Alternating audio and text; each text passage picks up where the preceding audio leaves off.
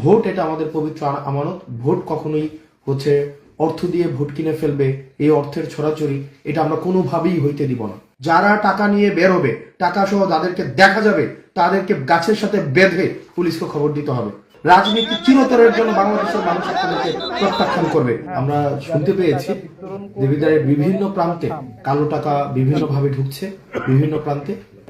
আমি এখন থেকে হচ্ছে বিভিন্ন যেখানেই কালো টাকা বা এই ধরনের কোনো ধরনের আপনারা এই ধরনের কোনো বিষয় দেখবেন, আপনারা আমাকে আমাদের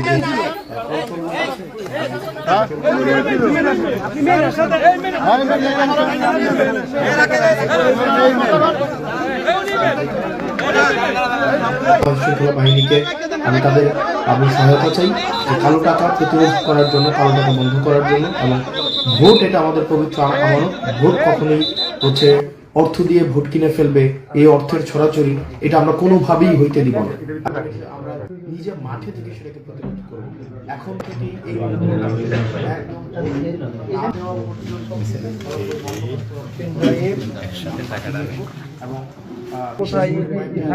যাদেরকে টাকা বিতরণ করবে এই ধরনের সাদা খাম